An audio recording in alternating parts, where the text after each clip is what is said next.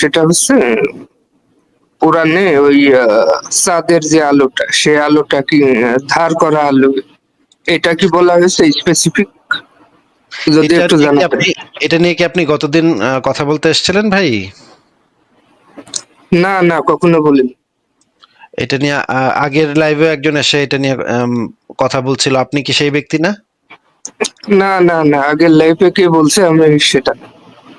আচ্ছা, কোরআনে প্রতিফলিত আলো এরকম কোনো শব্দ কোরআনে বলা নাই। কোরআনে যেটা বলা হয়েছে নূর বলা হয়েছে, এবং এই মুনিরা নূর একই জায়গা থেকে উৎপত্তি, রুট ওয়ার্ডটা এক। আল্লাহর ক্ষেত্রেও যেটা ব্যবহার করা হয়েছে, চাঁদের ক্ষেত্রেও ঠিক একই কথা ব্যবহার করা হয়েছে। যদি চাঁদের ক্ষেত্রে ওইটাকে কেউ অনুবাদ করে যে এটা প্রতিফলিত আলো, তাহলে আল্লাহর নূরটাও প্রতিফলিত আলো হয়ে যায়। এটা হচ্ছে এক নম্বর কথা। এই বিষয়ে সংশয় ডট কমে লেখা আছে, সংশয় ডট কমে ঢুকে আপনি একটু লেখাটা পড়ে নেন। চাঁদের কিন্তু আলো বিষয়ে ৩-৪টা লেখা আছে।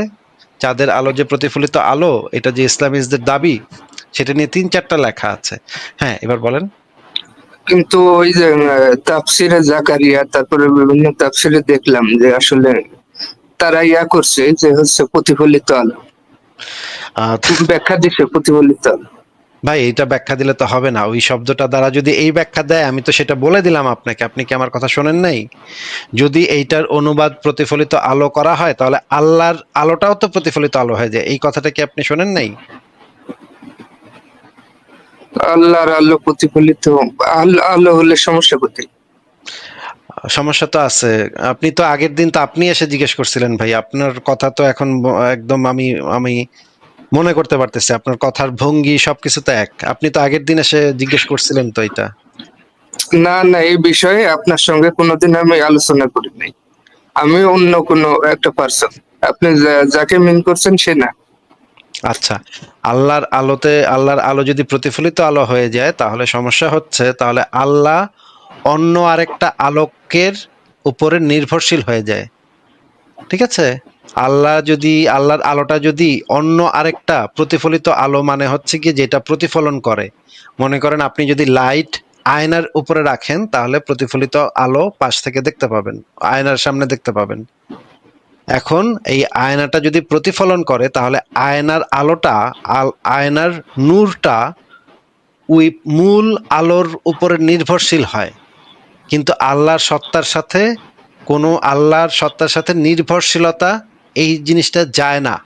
এটা ফাউন্ডেশনে, মানে ইসলামের যে ফাউন্ডেশন, ইসলামের যে আল্লাহর যে সংজ্ঞা এবং আল্লাহর যে আহ, বৈশিষ্ট্য, সেই বৈশিষ্ট্য একেবারে বিপরীতমুখী। বুঝতে পারছেন? তো ওই মুনির শব্দের অর্থটা কি একটু জানাবেন, মানে ডিকশনারি অনুযায়ী? মুনির শব্দ হচ্ছে গিয়ে আলোর উৎস। এবং বুখারী শরীফে এই বিষয়ে হাদিসেও বলা আছে যে যেদিন চাঁদ এবং সূর্য জ্যোতিহীন হয়ে যাবে। আপনাকে আমি বুখারী শরীফ থেকে হাদিসটা দেখাচ্ছি, একটু অপেক্ষা করেন ভাই।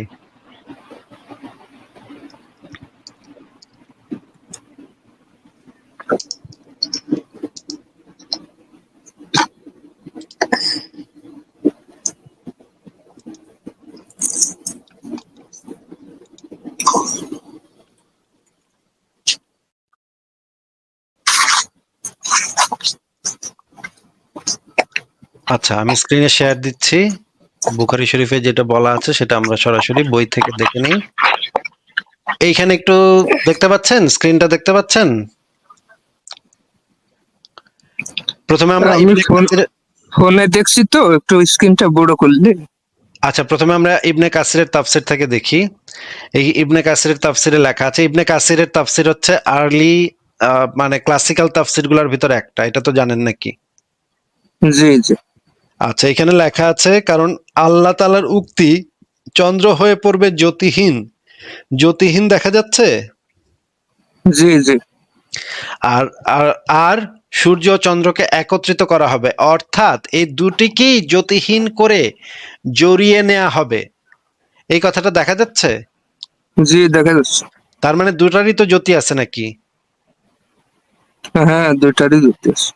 আচ্ছা, এবার আমরা দেখি যে তাফসিরে জালালাইনটা দেখি এখানে কি লেখা আছে। এখানে লেখা আছে এই যে 7-8 নম্বরে কি লেখা, একটু পড়েন তো ভাই। ওই যেটা নীলকালি দিয়ে, সবুজ কালি দিয়ে নাকি? যেটা আছে সেটা পড়েন, হ্যাঁ। ও হ্যাঁ, সবুজ কালি। চন্দ্র জ্যোতিহীন হয়ে পড়বে, অন্ধকারাচ্ছন্ন হয়ে পড়বে এবং তার জ্যোতি লোপ পাবে। আচ্ছা, এখানে কি এটার মানে কি ভাই? না, আলোহীন হয়ে পড়বে। তাহলে যদি চাঁদের নিজস্ব আলো না থাকে, এটা যদি ইসলামের আকীদা যদি এটা হয় যে চাঁদের নিজস্ব কোনো আলো নাই, ইসলামের বিশ্বাস যদি এটা হয় যে চাঁদের নিজস্ব কোনো আলো নাই, চাঁদ হচ্ছে প্রতিফলিত আলো, তাহলে এই স্কলাররা, আর্লি স্কলাররা এই জিনিসটা বোঝে নাই। আর কোরআনের ভিতরেই বা কেন অনুবাদে লিখছে যে তাফসিরে জালালাইনের ভিতরে লিখছে চন্দ্র জ্যোতিহীন হয়ে পড়বে। চন্দ্র তো জ্যোতিহীনই, এটা আবার জ্যোতিহীন হয়ে পড়বে মানে কি? কিন্তু আমরা আপাতত দৃষ্টিতে যেটা দেখি, যে চাঁদের যে চাঁদ উঠলে যে আলোটা দেখি, সেই আলোটার কথাও বলা হতে পারে, সেটা যেখান থেকে ধার করা হোক না কেন। না, এখানে তো জ্যোতিহীন লেখা হয়েছে এবং জ্যোতি লোপ, তার জ্যোতি লোপ পাবে, এই কথাটা লেখা আছে। আপনি আপনার নিজস্ব ব্যাখ্যা দিলে এখনকার সময় আপনি জানেন যে চাঁদের নিজস্ব আলো নাই, কিন্তু এই ব্যাখ্যা তো এটার সাথে মিলতেছে না, কারণ এখানে স্পষ্ট লেখা আছে চাঁদের জ্যোতি লোপ পাবে, এটা লেখা আছে। দেখছেন ভাই? কি দেখা যাচ্ছে নাকি দেখা যাচ্ছে না? চন্দ্র জ্যোতিহীন হয়ে পড়বে, অন্ধকারাচ্ছন্ন হয়ে পড়বে এবং তার জ্যোতি লোপ পাবে। হ্যাঁ, এটার মানে কি ভাই?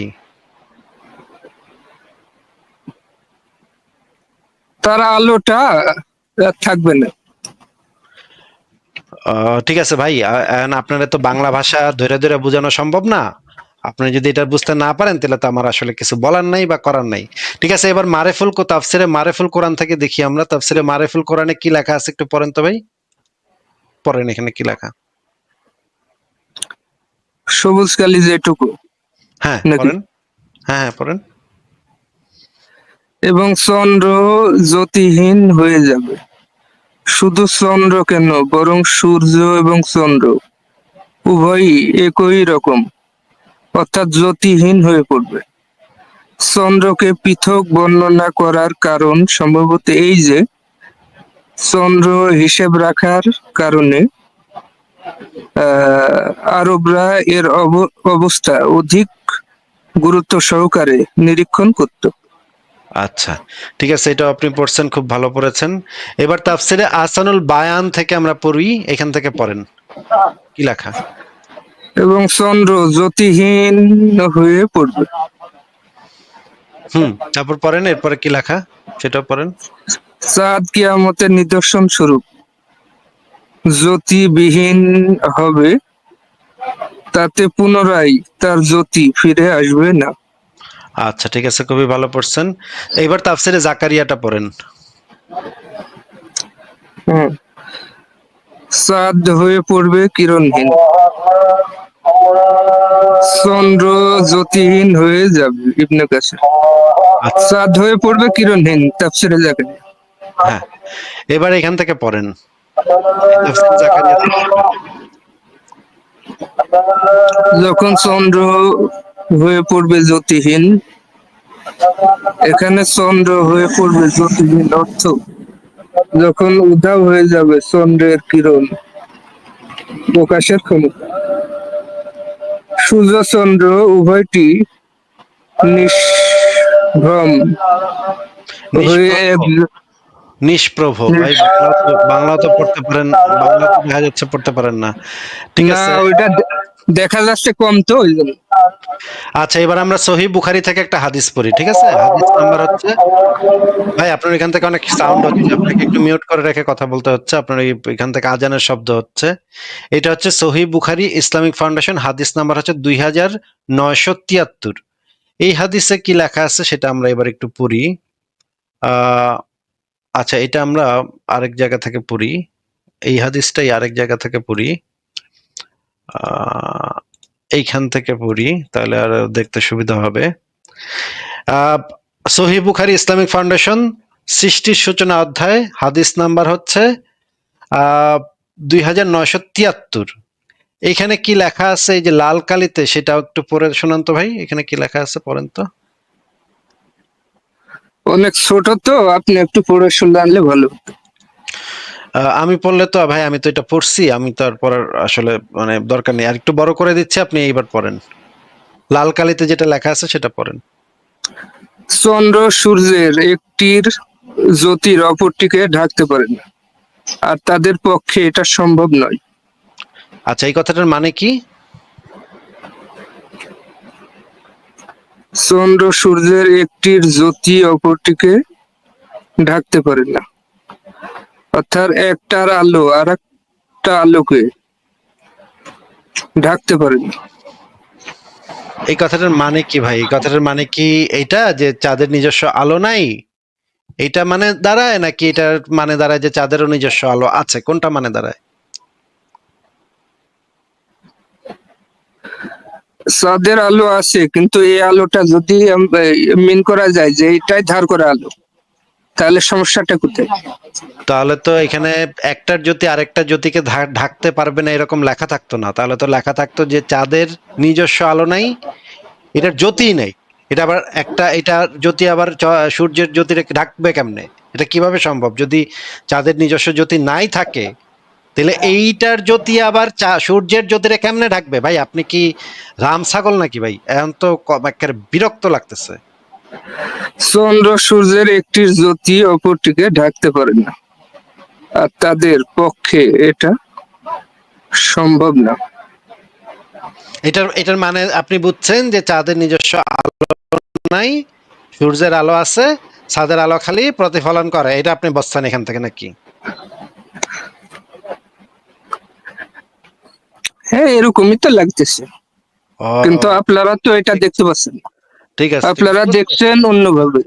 ঠিক আছে ভাই, বুঝতে পারছি ভাই, আপনার সাথে আলোচনা করার আসলে কোনো মানে মিনিং নাই আসলে। হ্যাঁ, আচ্ছা আচ্ছা, আসিফ ভাই, বলেন। আসলে আমি ইসলাম ধর্মের বাইরে জানতে চাচ্ছিলাম, বাট এখন আমি একটু ইসলাম ধর্মে ফিরে আসি। আপনার অনেকগুলো ভিডিওতে এবং লেখাতে আছে যে নবী মুহাম্মাদের মানসিক সমস্যার কথা। তো দুইটা জিনিস আমি ধারণা করতে পারি, সেটা হলো যে এক মাল্টিপল ডিসঅর্ডার, আর একটা হলো সেভিয়ার কমপ্লেক্স। এখন মাল্টিপল ডিসঅর্ডার এটা স্পষ্টত যে জিব্রাইলের সাথে কথা বলতো ওখান থেকে বোঝা যায়। এখন সেভিয়ার কমপ্লেক্সের কি তার ভিতরে কোনো লক্ষণ ছিল? তার ভিতর যে সেভিয়ার কমপ্লেক্স বা মেসিহা কমপ্লেক্স, এই দুইটা, এটা কোন লক্ষণ ছিল মেসিয়া তার? কমপ্লেক্সের লক্ষণ তো অবশ্যই ছিল। আপনি মেসিয়া কমপ্লেক্সের বা সিমটম গুলো দেখেন, এটার সাথে অনেক কিছু মিলে যাবে মোহাম্মদের ক্যারেক্টারের সাথে। সেভিয়ার কমপ্লেক্সের সিমটম যেটাতে বলা হয় যে অন্য কাউকে রক্ষা করা বা ও নিজের এনার্জি অন্য কাউকে রক্ষা করতে ব্যয় করা সবসময়, কিন্তু উনি তো আসলে রক্ষার পাশাপাশি ধ্বংস করছে অনেকগুলো জনগোষ্ঠী বা তাহলে একটু ডিফারেন্ট হয়ে যাচ্ছে না না, সেভিয়ার? মেসিয়া কমপ্লেক্সের যে বৈশিষ্ট্য সেটা হচ্ছে তারা, যারা তাকে একসেপ্ট করবে আচ্ছা আচ্ছা তাদেরকে রক্ষাটাই তাদের মূল ইয়াটা থাকে, মূল উদ্দেশ্যটা থাকে। যারা তাকে একসেপ্ট করবে না, যারা তা সত্য, সে তো মনে করে এটা সত্য, তা এই জিনিস, সেই সত্যটাকে যারা স্বীকার করছে না, তাদের সম্পর্কে ঘৃণাত্মক কথাবার্তা বলার আহ, ইয়াটাই দেখা যায় সেভিয়ার কমপ্লেক্সে। আচ্ছা। তারপর আরেকটি প্রশ্ন, সেটা হলো যে আহ, এতদিন ধরে এত হিউজ লার্জ অ্যামাউন্ট একটা জনগোষ্ঠী বা মানুষ, মুসলমান সমাজ কেন এই নবী মুহাম্মাদের যে ধর্মটা, এটার পিছনে আসে বা এটা বুঝতে পারতেছে না? এখন এসে দেখা যাচ্ছে যে অনেকেই পড়াশোনা করে একটু রিসার্চ করে কোরআনটা বাংলায় পড়ে বা আদার্স ভাবে সরে আসতেছে, কিন্তু ধর্মের পক্ষে থাকার সংখ্যাটাই অনেক বেশি। যারা ইসলাম ধর্মে ছিল, ইসলাম ত্যাগের সংখ্যা ভাই খুব বেশি না। ভাই মানে মোহাম্মদের মৃত্যুর পরে যে বিপুল পরিমাণে মুসলিম ইসলাম ধর্মকে ত্যাগ এই ধর্ম করেছিল। ত্যাগ করছিল, কিন্তু তারপরে আবার যে ইসলাম ধর্ম কথা গ্রহণ করার টেন্ডেন্সি। কথাটা কথাটা একটু শুনে নেন, কথাটা একটু শেষ করতে দেন, কথাটা একটু শেষ করতে দেন, তারপর আপনি একটু পরে বলেন। বিপুল পরিমাণে মানুষ যখন ইসলাম ধর্ম ত্যাগ করেছিল মুহাম্মদের মৃত্যুর পরে পরেই, এরপরে আবু বকর যেই কাজটা করেছিল, সেই ধর্মত্যাগীদের বিরুদ্ধে জিহাদ ঘোষণা করেছিল, বলেছিল প্রত্যেকটা মানুষ যারা ধর্মত্যাগ করেছে প্রত্যেকটাকে কতল করা হবে। শুধুমাত্র তাই না, এমনকি ইসলাম ধর্ম ত্যাগ করে নাই কিন্তু নামাজ পড়তে অস্বীকার করছে বা জাকাত দিতে অস্বীকার করছে, বা জাকাতের একটা দড়ি দিতে অস্বীকার করছে, এই রকম লোকদেরকেও মেরে ফেলা হবে বলে প্রকাশ্যে ঘোষণা দেয়া হয় আবু বকরের খিলাফতে, এবং উন্মুক্ত তরবারি নিয়ে আবু বকর তার সৈন্যবাহিনী নিয়ে ঝাঁপিয়ে পড়ে বহু গোত্রকে হত্যা করে, বহু মানুষকে সেই সময় হত্যা করা হয়। এবং অন্য যারা ছিল, যাদেরকে হত্যা করা হয়নি, তারা এই রক্তযজ্ঞ দেখে, এই ধ্বংসলীলা দেখে তারা ভয় আতঙ্কে আবার ইসলামে ফেরত আসে। এবং ইসলাম কি ছাড়ার কোনো স্কোপ আছে বলেন তো? ইসলাম অনুসারে ইসলাম ধর্মটাকে ত্যাগ করার কোনো স্কোপ আছে কিনা অ্যাডমিন সাহেব বলেন তো? না না, কোনো সুযোগই নেই। সুযোগ করলে কাল তাহলে যদি ইসলাম ত্যাগ করার সুযোগটা না থাকে, তাহলে এই কথাটার অর্থটা কি? কারণ তাদের বাচ্চা কাচ্চারা তো মুসলমানই হবে, তাদের বাচ্চা কাচ্চারা মুসলমানই হবে। তাহলে এই কথাটার অর্থটা কি যে এত বিপুল পরিমাণ মানুষ হইলো কেমনে? এটাই তো স্বাভাবিক। যদি এই ধর্মটা ত্যাগ করার স্কোপটা না থাকে, যদি তাদেরকে হত্যা করা হয়, এই ধর্মটা ত্যাগ করার কথা বললেও তাদেরকে হত্যা করা হবে, তাহলে মানে সংখ্যাটা এখানে কি মিন করে বুঝতেছি না আমি। ফারাজ ভাই, এই জিনিসটা আমি বুঝি না, যে এই প্রশ্নটা একটা আমার কাছে খুবই অর্থহীন প্রশ্ন মনে হয়। যে ধর্ম ত্যাগ করার অধিকার নাই, সেই ধর্মের লোক সংখ্যা কেমনে বাড়লো? এই প্রশ্নটাই না একটা উদ্ভট প্রশ্ন মনে হয় না ফারাজ ভাই? এক্স্যাক্টলি আসিফ ভাই। আর এরা কিন্তু সাথে সাথে ধরেন যখন আর কি সেকেন্ড অপশন দেখা যায় ক্রিশ্চিয়ানিটির সংখ্যা এর থেকে বেশি, তখন সাথে সাথে বোঝা যায় ভাই ভাই সংখ্যা বেশি থাকার মানে তো ধর্মসত্ত্বে এই কনক্লুশনে পৌঁছানো যায় না। মানে 7 সেকেন্ডও লাগে না এই কনক্লুশনে পৌঁছাতে দরকার। মানে এদের ভাই মেন সমস্যা, আমি বারবার বলি, এদের মেন সমস্যা ল্যাক অফ নলেজ না, এদের মেন সমস্যা হচ্ছে ডেন্সিটি অফ হিপোক্রেসি। এতটা বেশি ভাই, হিপোক্রেসির ডেন্সিটি এত বেশি যে তারা বুঝতে পারে না, মানে নর্মাল যে সাধারণ জিনিস সেটা সেই জিনিসগুলো বুঝতে পারে না ডেন্সিটি মানে হিপোক্রেসির জন্য। আচ্ছা, আমি একটা জিনিস জিজ্ঞেস করি অ্যাডমিন সাহেবকে, যে মনে করেন আপনি খেলাফত আমলে, 4 খলিফার আমলে কোনো একটা সময় আপনি জন্ম হয়েছেন, এবং আপনার মনে হইতেছে যে নবী মোহাম্মদ তো লুচ্চা টুচ্চা ছিল, এই ব্যাটার মানে এগুলা মানবো কেন? আপনার কি কোনো স্কোপ ছিল যে ধর্মটা ত্যাগ করবেন? কোনো স্কোপই ছিল না। আপনি মনে করেন মিশরে বসবাস করেন, আপনার কি স্কোপ ছিল ধর্মটা ত্যাগ করবেন? না। তার মানে ওই অঞ্চল বিপুল পরিমাণে জায়গা, তারা যে জায়গাটুকু দখল করছে সেই জায়গাটুকু কারোর এই সাহস ছিল না যে ইসলাম ধর্মটা ত্যাগ করবে। তারপরে যে অঞ্চলে ইসলাম স্প্রেড করছে, সেই সমস্ত অঞ্চলে তো ইসলামিক আইনই চালু হয়েছে, তাই না? জি অবশ্যই। এখন যেই ব্যক্তি মানে ইসলাম চালু হওয়ার মানে আক্রমণাত্মক জিহাদের মাধ্যমে যখন ইসলাম ধর্মটা স্প্রেড করছে, তখন আক্রমণাত্মক জিহাদের যে ইয়াটা ছিল, রুলিংসটা ছিল, সেই রুলিংসটা কি ছিল ভাই? যে আহলে কিতাবদের জন্য জিজিয়া এবং মুশরিকদের জন্য কি করতে হবে বলেন তো? প্রথমে দাওয়াত দিতে হবে, দাওয়াত কবুল না করলে তারপর হত্যা করা। তাহলে ওই অঞ্চলে মনে করেন ভারতে তখন 5 কোটি হিন্দু আছে, এবং মুসলিমরা তখন দখল করে ফেলছে এই অঞ্চলটা। তখন এই 5 কোটি হিন্দুর কি করার আছে বলেন তো? বাধ্য হবে ইসলাম কবুল করতে অথবা পাল্টা জিহাদ। যাই হোক ভাই, আমি আচ্ছা, একটু এরপরে যখন তারা মানে ইসলামটা কবুল করলো, মনে করেন 2-3 জেনারেশন পরে তাদের কাছে মনে হইলো যে ইসলাম ধর্মটা ভুয়া, তখন কি তাদের আর ইসলামটা ত্যাগ করার কোনো স্কোপ আছে? তখনও নেই, ইসলাম কখনো ত্যাগ করার স্কোপ নেই। যাই হোক ভাই, আমি একটু তাহলে আক্রমণাত্মক জিহাদ করা হচ্ছে এবং তরবারির মাধ্যমে ইসলাম কবুল করতে বাধ্য করা হচ্ছে। বলা হচ্ছে যে মুশরিকদের জন্য অন্য কিছু নাই, শুধুমাত্র ইসলাম ধর্মটা বাদে। ইসলাম ধর্ম নিবে অথবা মরবে, এই দুইটা অপশন। এই দুইটা অপশনের ভিতরে তো খুব স্বাভাবিক যে তারা ইসলাম ধর্মটাই গ্রহণ করবে, যান বাঁচাতে ইসলাম ধর্মটাই গ্রহণ করবে। আচ্ছা, আমি আরেকটা জিনিস জানতে চাই, যে মনে করেন এই আহলে কিতাবদের কথা যেটা বললাম, জিজিয়া দেয়, তাদের একটা ইসলামিক শরিয়া রাষ্ট্রে তাদের জীবনযাপন কেমন ছিল? সেটা কি সম্মানজনক ছিল নাকি অসম্মানজনক ছিল? নিজের দেশে থেকে কর দেওয়া বিষয়টা তো সম্মানজনক না যে এটা। যাই হোক ভাই, আমি এইসব বিষয়ে এটা কোনো কর না, এটা তো কোনো কর না, এটা হচ্ছে গিয়ে তাদের জীবনের বিনিময়ে এই জিনিসটা দেয়া হইতো, এবং তাদেরকে অপমান অপদস্থতার এক্সক্লুশন মানে আসিফ ভাই, এক্সক্লুশন মানে পেনাল্টি মানি এক কথায়। ভাই এবং আমি পদে একটু পদে না না, একটু একটু শুনে নেন, একটু শুনে নেন। পদে জি। পদে তাদেরকে অপমান অপদস্থ করা হতো, মানে করা হইতো, ছোট করা হইতো। এখন আমরা একটা ভিডিও দেখবো এখন একটু, যে এই যে মানে ইসলামিক ইসে তাদের সাথে আসলে কি করা হইতো, তাদের সাথে আচার আচরণটা কি করা হইতো, সেটার একটা ভিডিও আমরা একটু দেখি। যে আমি এই ভিডিওটা দেখাচ্ছি এই কারণে যে একজন ইহুদি বা একজন খ্রিস্টানের একটা মুসলিম অধ্যুষিত দেশে বা শরিয়া দেশে তাদের কাছে তো আসলে তেমন কোনো স্কোপ নাই ইসলাম ধর্মটা গ্রহণ করা ছাড়া। তাদের কাছে তো মানে এটা তো একটা অসম্মানের জীবন, যেটাকে বলে জিল্লাতের জীবন। হ্যাঁ, জিল্লাত কি জিন্দেগি, এটা তো মানে এই জীবন যাপনটা তো আহ, তাদের উপর আরোপ করা হয় ইসলামে। এই ভিডিওটা আমরা একটু দেখি যে এখানে আসলে কি বলা হচ্ছে, সেটা আমরা একটু শুনি যে এই ইসলামিক আলেম তিনি কি বলছেন। যে ইহুদি খ্রিস্টানদের অবস্থা সেই অঞ্চলে কি হইতো সেটা একটু দেখি, দেখেন। আমি ভিডিওটা ইতিপূর্বে দেখছি। If we look to one hadith of Rasulullah sallallahu alaihi wasallam, on the authority of Abu Huraira, Sahih Muslim. So no Sunni Muslim can really argue against Sahih Muslim or Sahih Bukhari. Rasulullah said, don't greet the Jews and the Christians before they greet you. And when you meet any of them on the roads, force them to go on a narrow side of it. And Imam Malik, he said the same thing as well. In fact, Umar ibn Khattab, who Rasulullah sallallahu alaihi wasallam, he said that if there was to be another Nabi after me, it would be Umar ibn Khattab in his own charter, not charter of United Nations, in his charter with the people of Sham, with those Christians of Sham, in his charter was Kafir and Muslim, they're not allowed to wear the same clothes as one another. If the Muslim, he comes out on the day of Eid and he sees Kafir with nice clothes, the Kafir has to take his clothes off and give it to the Muslims. The Kafir, when he walks inside the street, he has to wear a red belt around his neck and he has to have his forehead shaved and he has to wear two shoes which are different from one another. He's not allowed to, and he's not allowed to walk on the pavement. He has to walk in the middle of the road and he has to ride on a mule.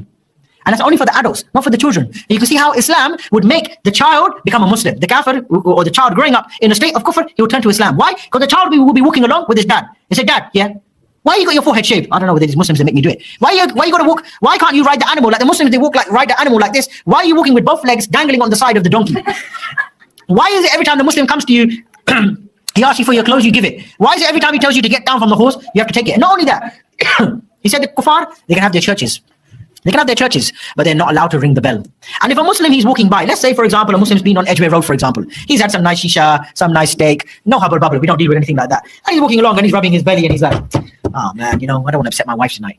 What you can do, you can go to the church, knock on the door, John, let me in. Okay, no problem. John has to put up Abdul Ghafoor for the night. Abdul Ghafoor with his big belly, having his nice kebab. John has to open up the church and he has to go there and sleep there nice and comfortable and say, all right, John, thank you, and then carry on going early in the morning. Which wife is going to live with John under that type of circumstances? What kind of honoring is this for me to live with John and Abdul Ghafoor comes every Friday night and sleeps in our bed as well? Of course, because sunnah is to look after the guest, isn't it? I can't make you sleep on my floor if you can. You're a Muslim, by the way. So what about when Abdul Ghafoor goes to John's house? John, sleep on the floor and I'll sleep on the bed. What's going to happen? Tracy's going to be on the floor thinking, my husband, he's got a forehead shaved and this one, look at this one, Khatab, mashallah. Which one's more attractive? We're not gay. I'm just saying. A man with his forehead shaved and one belt around his neck and two different colored shoes, or Amir Khattab. Amir Khattab, we're talking about here now, with that nice Chechen hat, big beard, a bit to the side, yeah? And he's got the badges there, la ilaha illallah, la ilaha illallah, yeah? And he's got a big gun, and he's got a big camouflage jacket on, nice boots, gloves as well. Even if he's got a couple of fingers missing, still looks attractive, yeah? What's Tracy going to do? John's in for a problem. He just let him in for a kebab, he lost his own wife as well. So everyone's going to become Muslim. That is, my dear brothers, the Islamic State. আচ্ছা, এখান থেকে তো খুব স্পষ্ট হয়ে গেল যে যেভাবে অপমান অপদস্থতার জীবনযাপন তাদের করতে হয়, সেখানে তো তাদের আসিফ ভাই দেখেন, কাফেরদের বৈশাই মুমিনের বাচ্চা, জঙ্গি বাচ্চা মুমিন, সে কাফেরদের দেশে বসে এই ধরনের কথা বলতেছে যে কাফেরদেরকে ইসলামে কিভাবে, মানে ইসলামিক কান্ট্রিতে, ইসলামিক হুকুমতে তাদেরকে কিভাবে, মানে আপনি যেটা বলেন জিল্লাত কি জিন্দেগি, হ্যাঁ, অপমানের জীবন কিভাবে আর কি যাপন করতে হবে। এবং দেখেন বাকি জঙ্গির বাচ্চারা হাসতেছে ভাই, সবগুলো দেখবেন হাত পা ধরে পাছা পাইতে দিয়ে কাফেরদের কাছে হয়েছে, আমার বাপ নাই মা নাই, প্লিজ আমার নাও। জঙ্গির বাচ্চারা হাসতেছে। হাসিব ভাই, আমি একটু বলতে চাই কিছু। হ্যাঁ বলেন। আমি আসলে ভিডিওটা এর আগেও দেখছিলাম, তো আমি যেটা বলতে চাচ্ছি সেটা হলো যে আমরা তো এখন একটা আধুনিক সভ্য রাষ্ট্রে বা আধুনিক সভ্য সমাজে বাস করি। পৃথিবী তো অনেক এগিয়ে গেছে, এখন এই ধর্মটা প্রাচীন যুগের। তো এই সময় এসেও আমরা এই রাষ্ট্র আধুনিক রাষ্ট্র ব্যবস্থায় থেকেও কেন এই প্রাচীন যুগের এটা থেকে বের হতে পারতেছি না? আর বাংলাদেশের মতো একটা ভৌগোলিক অবস্থানে থেকে কিভাবে ধরেন আমি একজন নন রিলিজিয়াস, আমি কিভাবে নিজেকে আত্মপ্রকাশ করতে পারবো? আর ভাই এই প্রশ্নগুলোর উত্তর বহুবার দেওয়া হয়েছে, বহুবার আলোচনা করা হয়েছে যে কেন এখন পর্যন্ত এই সময়ও কেন মানুষ এই টাইপের উল্টাপাল্টা উদ্ভট জিনিসপত্র বিশ্বাস করে। এগুলা ইউটিউবে একটু সার্চ করেন, ইউটিউবে এই নিয়ে দীর্ঘ আলোচনা আছে। আর এটা একটা বড় বিষয়, এটা নিয়ে আলোচনা করতে অনেক সময় লাগে। আমার কাছে মনে হয় যে এই জিনিসগুলো যেগুলোর অ্যান্সার অলরেডি অনেকবার দেওয়া হয়েছে, সেগুলা আবারও পুনরাবৃত্তি করার কোনো দরকার নেই। জি, আমি দেখে নেব আপনার চ্যানেলে থাকলে অবশ্যই। আর একটা বিষয় হলো সেটা যে বলতে চাচ্ছিলাম যে বাংলাদেশের মতো এরকম অবস্থায় থেকে এই রাষ্ট্রের আইন আছে যে আমার ধর্ম না মানারও আমার অধিকার আছে, বাট কিন্তু কি করব, আমার পরিবার আমাকে ত্যাগ করবে, আমার বন্ধু বান্ধব আমার সাথে কথা বলবে না, আরো আদার্স চাপ তো আছি। তো সেই ক্ষেত্রে আসলে আমি নিজেকে কখনো প্রকাশ করতে পারি না। আমি দীর্ঘদিন হলো নন রিলিজিয়াস, বাট কখনো বলা হয়নি সেভাবে। আমি ছোটবেলায় গল্পের ছলে ছলে মাকে বলছিলাম, দেখো এইটা ভুল, এইটা ভুল, এইটা ভুল। তখন ক্লাস 7-8 পড়ি। আমি তসলিমা নাসরিনের বই পড়তাম, হুমায়ুন আজাদের বই পড়তাম, আরুজ আলী মাতুব্বারের বই পড়তাম। তো এইসব থেকে আহ বলার পরে তার সাথেই আমার সম্পর্কটা খারাপ হয়ে যায়, তাছাড়া আর কিছুই না। আমার লাভের লাভ কিছুই হয়নি, বাট আমি আমার জায়গায় আছি, আমার চিন্তাধারাতে আমি ঠিক আছি। আচ্ছা, ঠিক আছে ভাই, তাহলে আজকে আপনাকে বিদায় জানাই অ্যাডমিন ভাই। জি, অবশ্যই। আচ্ছা, ভালো থাকেন আপনি। আচ্ছা, আমি একটা জিনিস বের করছি, সেই জিনিসটা ওই যে আগের প্রশ্নটার, ওনার আগের যেটা জিজ্ঞেস করলো সেটার উত্তর আসলে আপনি যদি একটু সার্চ করেন যে ন্যাচারাল অপটিক্যাল ইলিউশন লিখে সার্চ করেন, তাহলে অসংখ্য এরকম পাবেন। অনেকগুলা জায়গা আছে পৃথিবীতে যেই জায়গাগুলোতে এই ধরনের অপটিক্যাল ইলিউশন হয়, উল্টাপাল্টা মনে হয় যে এটা কি দেখতেছি, এটা আছে। তারপরে আপনি যদি দেখেন তাহলে এইটা যদি আপনি দেখতে চান, এই ছবিগুলো যদি দেখতে চান, দেখলে আপনার মনে হবে যে এটা কিভাবে সম্ভব। এটা দেখেন, এটা একেবারে মানে খুবই উদ্ভট, কিন্তু এটা আসলে কোনো মিরাকুলাস কোনো ঘটনাই না। এটা আসলে ওনারা আছে। এই লোকটা পড়ে যাচ্ছে এরকম না, আপনি যদি এখানে যান তাহলে বুঝতে পারবেন। এখানে অনেকগুলা দেয়া আছে এরকম। এই যে এই ছবিটা যেমন ধরেন, এইখানে আপনার দেখলে মনে হবে যে মাটিটা উপর দিকে উঠে গেছে, কিন্তু আসলে জিনিসটা এরকম না। এরকম অনেকগুলা জায়গা পৃথিবীতে আছে যেখানে নানা ধরনের মানুষের নানা ধরনের অপটিক্যাল ইলিউশন হয়। এমনকি ইন্ডিয়াতেও এই ধরনের একটা জায়গা আছে, এখন আমার নামটা মনে পড়তেছে না ইন্ডিয়ার ওই জায়গাটার। ইন্ডিয়াতেও আছে এবং জার্মানিতেও আছে, সৌদি আরবেও আছে, রাশিয়াতে আছে, ক্রোয়েশিয়াতে 2-3টা আছে এরকমের জায়গা, যেখানে গেলে আপনি নানা ধরনের ভুল দেখতে পাবেন। ওইখানে যেটা আপনার দেখার কথা সেটা দেখতে পাবেন না, একটু অন্যরকম দেখতে পাবেন, কিন্তু এটা খুবই ন্যাচারাল একটা ঘটনা। এটার ভিতরে কোনো মিরাকুলাস কোনো ব্যাপার নাই।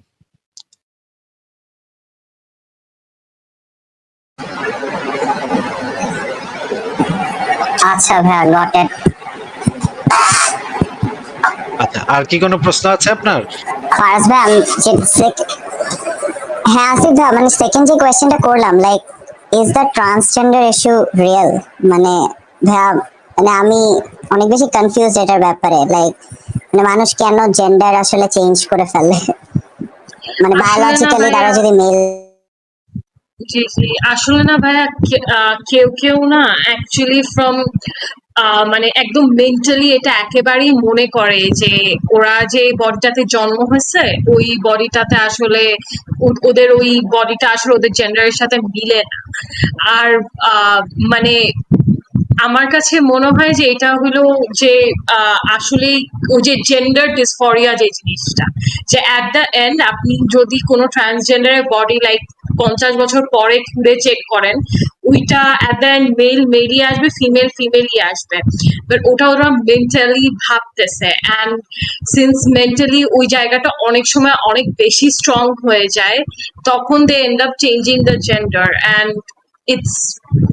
it makes sense because কেউ যদি আসলেই একেবারে from heart মনে করে, it's very hard for them to live in a body which like ওই বডিতে ওরা থাকতেই চায় না, রাইট? সো আর অনেকের না একেবারেই ছোটবেলা থেকে থাকে, অনেকেরটা লাইক পরে যে হয়েছে 15 বছর বা 16 বছর ওরকম সময় যে হয়েছে, বা একটা ট্রেন্ডের ভিতরে হয়েছে, অনেকে ওই জিনিসটাকে রিগ্রেট করে। বাট অনেকের একেবারে ছোটবেলা থেকেই ওরা বুঝে যে ওরা এই বডিটাতে আসলে থাকতে চায় না। সো আর আমার কাছে মনে হয় কি যে কিছু কিছু ইস্যু নিয়ে মানুষ বেশি বেশি করে আর কি, যে বেশি বেশি এটা নিয়ে অনেক বেশি চর্চা করে, সো দ্যাট লাইক একটা খুবই মানে বড় ধরনের কনফ্লিক্ট যেন লাগে। বাট আপনি এটা দেখেন যে LGBT Q or transgender, like কত পার্সেন্টেজ কত হবে টোটাল পপুলেশনে গে একটা থাকে, প্রবাবলি লেসবিয়ান একটা থাকে, হিজড়া প্রবাবলি একটা থাকে, আর ট্রান্সজেন্ডার প্রবাবলি একটা থাকে। সো সব মিলায় লাইক 4% অফ দ্য পপুলেশন, ঠিক আছে? সো 4% কে নিয়ে মানে 4% এর রাইট দেয়া বা নেয়া নিয়ে এরকম national level argument, national level conflict, মানে I don't know why it's such a big deal. Like আমি ইন্ডিয়াতে এলজিবিটি কিউ রাইট হওয়া নিয়ে দেখতেছিলাম যে ওদের ওই সময় যখন হইলো যে it's allowed to be gay and lesbian, ওদের লিটারালি হাউস পুরা ভাগ হয়ে গেছে। কংগ্রেস থেকে ভোট আসছে, কংগ্রেস থেকে সবচেয়ে ভোট আসছে যে ওদের রাইট থাকা উচিত, বিজেপি থেকে একটা ভোট শুধু করছে যেটা শুধু সঞ্জয় গান্ধী, মানে ওই ওই লাইক সঞ্জয় গান্ধী হলো ওই গান্ধী ফ্যামিলি দিয়ে আর কি, নেহরু গান্ধী ফ্যামিলি। সো এই ধরনের ডিফারেন্স ইন অপিনিয়ন আমি বুঝি না যে 4% মানুষের রাইট নিয়ে কিভাবে হইতে পারে। সো দ্যাটস মাই আনসার আর কি।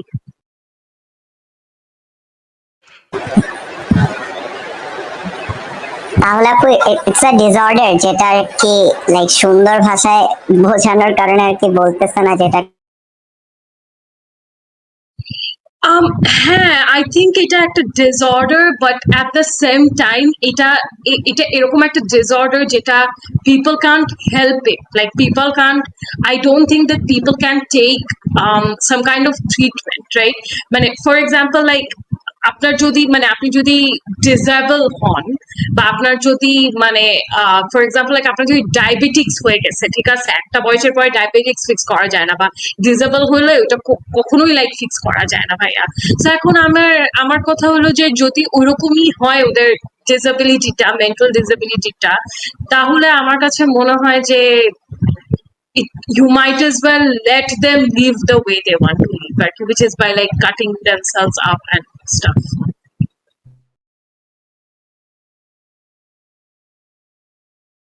বাকি আপনার প্রশ্নের উত্তর কি আপনি পেয়েছেন? হ্যাঁ ভাইয়া, পেয়েছি ভাইয়া। ভাইয়া আরেকটু যদি অ্যাড করতাম ভাইয়া, বাংলাদেশে ভাইয়া যারা হিজড়া কমিউনিটি, এখানের মধ্যে কি ভাইয়া ম্যাক্সিমাম কি ট্রান্সজেন্ডার মানুষ, নাকি দে আর অ্যাকচুয়ালি লাইক মানে নন বাইনারি?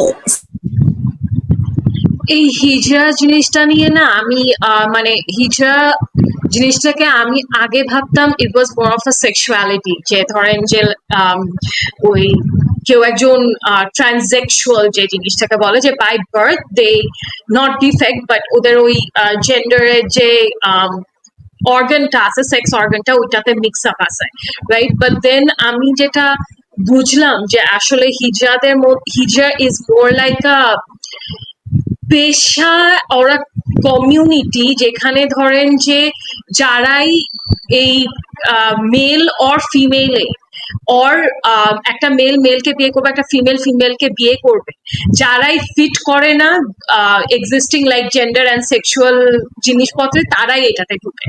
তো এটাতে যেমন করে লেসবিয়ানস আছে যারা ফিমেল, বাট ওরা মানে ওরা ওই সোসাইটিতে একসেপ্টেড হয় না because they want to date female, যেমন করে গে আছে, তেমন করে ওই হিজড়া আছে, তেমন করে ট্রান্সজেন্ডারও আছে। আর আমার কাছে আরেকটা জিনিস মনে হয় যে এটা hijra is more of like a historical community. মানে হিজড়ার ব্যাপারটা আপনি একটু ভেবে দেখেন যে 50 বছর আগেও যখন বাংলাদেশ তৈরি হয়েছে, তখনও প্রবাবলি লাইক হিজড়া ছিলই, ঠিক আছে, হিজড়া কমিউনিটিটা ছিল।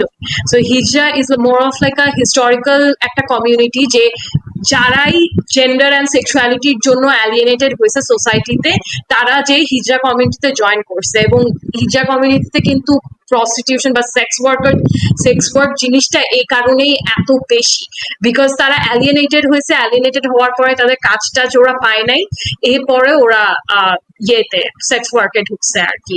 সো হিজরা জিনিসটাকে আমি সেক্সুয়ালিটি বলি না, আমি মোর লাইক এটাকে কমিউনিটি বলি বা পেশা বলি, যে ইটস মোর লাইক ওই আর কি, যে ওরা এক জায়গা থেকে আরেক জায়গায় যায়, যাত্রা ইয়ে করে, ওরকম আর কি। ঠিক আছে, বাকি আপনার আপনার কি আর কিছু না থাকে আচ্ছা। তাহলে আজকে আপনাকে বিদায় জানাচ্ছি।